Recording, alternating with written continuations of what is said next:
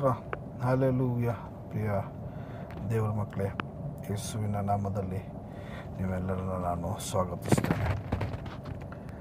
ಲೂಕಂಬರ ಸುವಾರ್ತೆ 8ನೇ ಅಧ್ಯಾಯ ಅದರ ಕೆಲವು ವಚನಗಳನ್ನು ನಾವು ನೋಡುವಾಗ 26ರಿಂದ 40 ವಚನಗಂಟ ನೋಡುವಾಗ ಅಲ್ಲಿ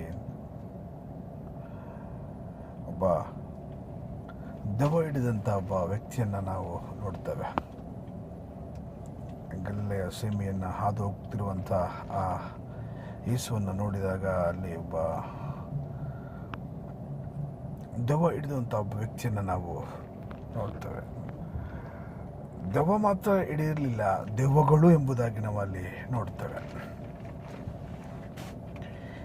ದೆವ್ವಗಳು ಅಂತಂದಾಗ ಎಷ್ಟು ದೆವ್ವಗಳು ಹೇಳೋಕ್ಕಾಗಲ್ಲ. ಅದಕ್ಕೆ ಅಲ್ಲಿ ಬೈಬಲ್ನಲ್ಲಿ ಹೀಗೆ ಪ್ರಸ್ತಾಪಿಸಿದೆ,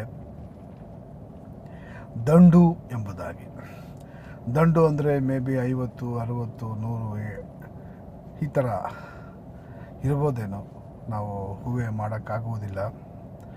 ಆದರೆ ಈ ದೆವ್ವ ಹಿಡಿದಂಥ ವ್ಯಕ್ತಿ ಯೇಸುಸ್ವಾಮಿಯನ್ನು ಕಂಡಾಗ ಸ್ವಾಮಿ ನನ್ನ ಗೊಡವೆ ನಿನಗಿತಕ್ಕೆ ಎಂಬುದಾಗಿ ಹೇಳಿದನು ಎಂದು ನಾವು ಅಲ್ಲಿ ಗಮನಿಸ್ತೇವೆ.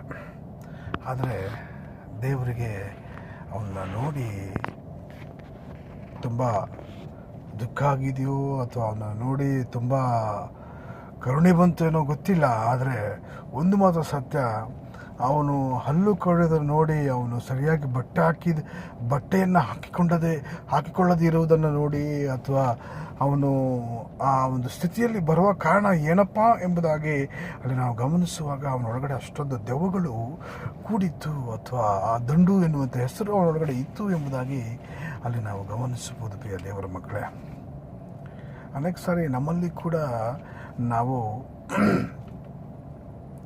ಏನು ಮಾಡ್ತೇವೆ, ಅಪ್ಪ ಸ್ವಾಮಿ ನಮ್ಮ ಜೀವಿತಗಳಲ್ಲಿ ಏನು ನಡೀತಾ ಇಲ್ಲ ಎನ್ನುವಂಥ ಒಂದು ಸ್ಥಿತಿಗತಿಯಲ್ಲಿ ನಾವು ಅನೇಕರನ್ನ ಬದಲಾಯಿಸ್ತೇವೆ. ಅಂದರೆ ಸೇವಕರುಗಳನ್ನು ಬದಲಾಯಿಸ್ತೇವೆ ಅಥವಾ ಸೇವಕರುಗಳನ್ನು ನೋಡ್ತೇವೆ. ನಾನು ಹೇಳ್ತಾ ಇರುವುದು ನಿನ್ನ ನಂಬಿಕೆಯಲ್ಲಿ ಸ್ಥಿತಿ ಹೇಗಿದೆ ಎನ್ನುವಂಥದ್ದನ್ನು ನಾನು ಹೇಳ್ತಾ ಇದ್ದೇನೆ.